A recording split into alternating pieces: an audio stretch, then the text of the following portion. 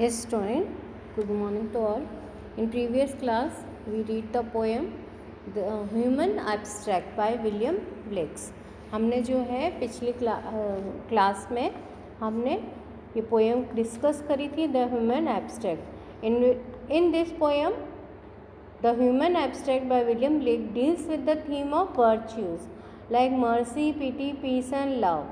The poet traces their origin and existence in the world. यानी इनका जन्म कहाँ से होता है. He puts forward the idea that there is a goodness in the world because there is vice. क्योंकि goodness है हमारे पूरे वर्ल्ड में, तो उसका एक नतीजा भी है कि हमारे यहाँ बैडनेस भी है. There is pity because there is poverty. Mercy exists because there is sorrow. Peace has its origin in mutual fear, which allows the growth of selfish love. Humility grows only after repentance. मानवता कब आती है? जब हम repent करते हैं, पश्चाताप करते हैं. The poet concludes that these false virtues, यानी ये false virtues है जो opposite moral virtues के होता है, वो क्या होता है? false virtues होता है. Are found in human brain, और वो किस में होता है? ह्यूमन ब्रेन में होता है, मस्तिष्क में होता है हमारे. एंड नॉट इन नेचर, ये नेचर में नहीं है ना, भगवान के द्वारा बनाया गया है, पर इसकी उत्पत्ति, इसकी ओरिजिन हमारे दिमाग से ही होती है. So now we will discuss the question answers of this poem and take out the exercise. It is given in your book and it is the poem is on page number 69.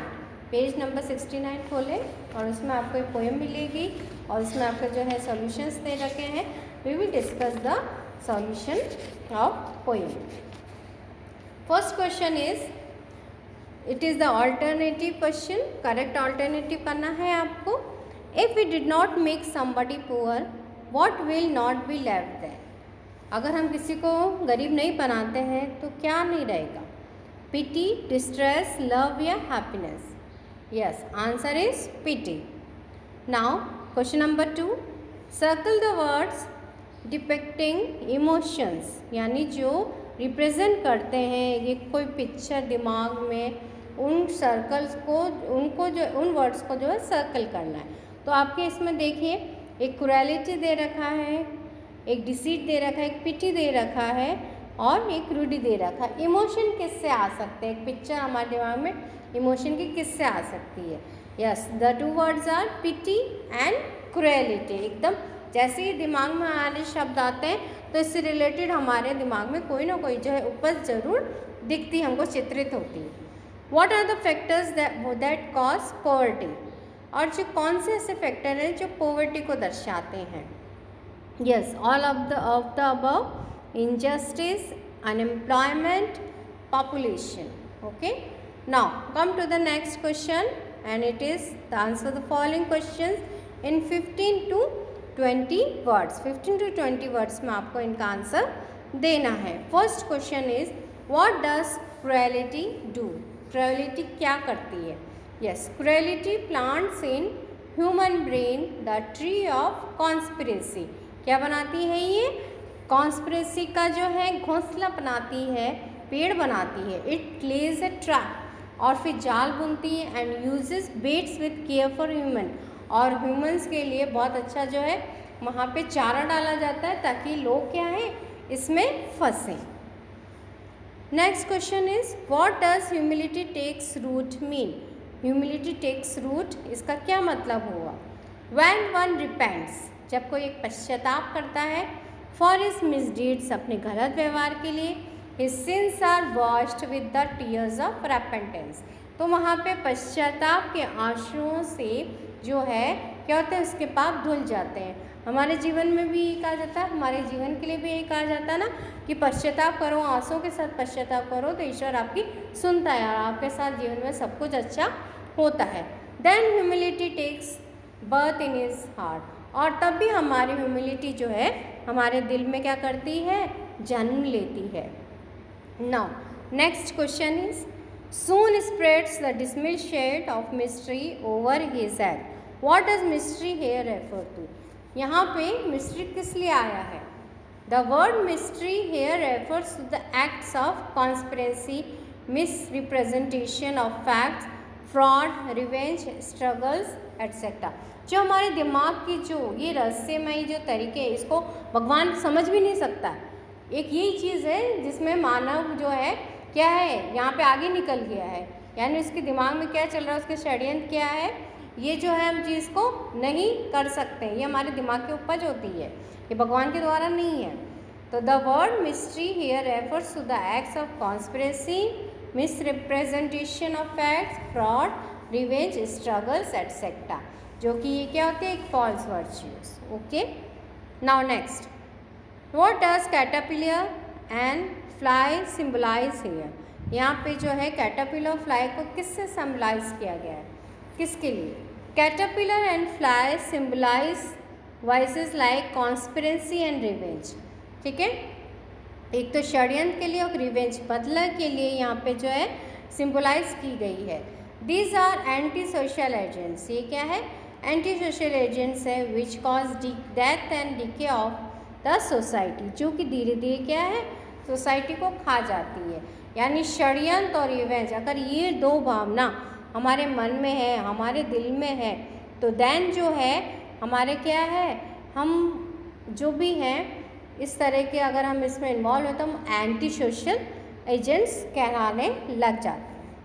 Now come to the third part of question and it is of 30 to 40 words. First question is, how are mutual fear and selfish love related to each other. Mutual fear और selfish love जो है एक दूसरे से कैसे संबंधित है?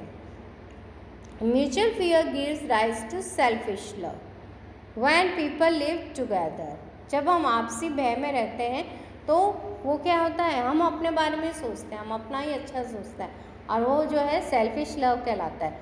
When people live together they are afflicted with a common feeling of fear of unforeseen distresses, disasters, which creates a bond of love between them. But this love is not genuine. It is a selfish love as it is for one's good. कई बार होता है ना कि जब दो जनों के जो है कोई भी ऐसी बात होती है तो उसका मज़ा तीसरा ज़रूर लेता है।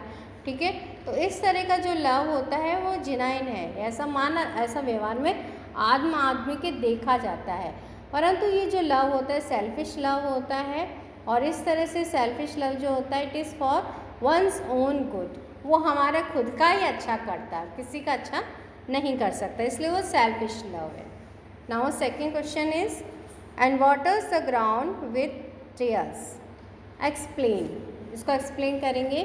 The poet uses the expression and waters the ground with tears for the person who commits the acts of cruelty, जो क्रुएलिटी के काम करता है on his fellow beings, but when the realisation of the wrong doings dawns upon him, और जब हमको इस चीज़ का एहसास होता है, हमारे पे ये चीज़ आती है, हमें चीज़ को महसूस किया जाता है कि हाँ हमने गलत किया, हमने क्रुएलिटी की है, ही रिपेंट्स फॉर हिज मिस्टेक्स, फिर हम क्या करते हैं, पश्चाताप करते हैं इसके लिए।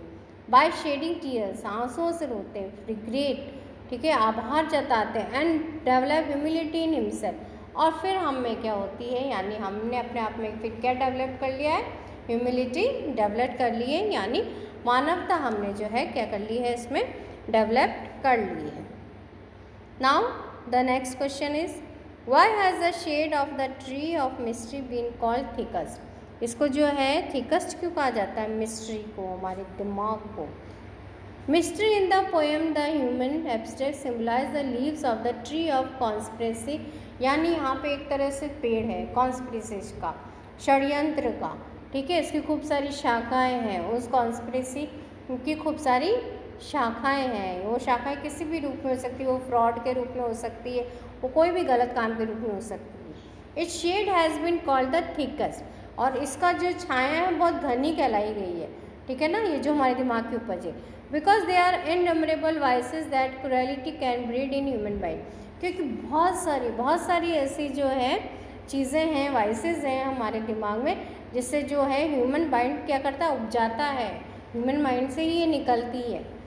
These vices cause decay and death of a society as caterpillars and flies do to a tree. जिस तरह से एक पेड़ पे बैठी हुई कैटरपिलर फ्लाई उसी पेड़ को खा जाती है ना, खा जाती है ना, नष्ट कर देती है, कोई काम का नहीं छोड़ती उसको, हमारे लिए फिर वो कोई भी मतलब का नहीं रहता है। उसी तरह से जो है यहाँ पे इसको क्या करा है, कंपेयर किया गया है शेड ऑफ द ट्री की वजह से, कि कॉन्स्पिरेसी का शेड जो इतना बड़ा इतना घना है कि ये हमारे जो है क्या कर लेता है, हमारी वर्चेस को क्या कर लेता है, पूरी तरह से नष्ट कर लेता है। और स्टूडेंट्स यहाँ पे जो है 150 वर्ड्स के भी जो क्वेश्चंस दे रखे हैं, nothing is important but discuss the central idea of the poem. ये आपको जो है ज़रूर क्लियर होना चाहिए the central idea of the poem. So student, this is all about this class. Thank you and have a nice day.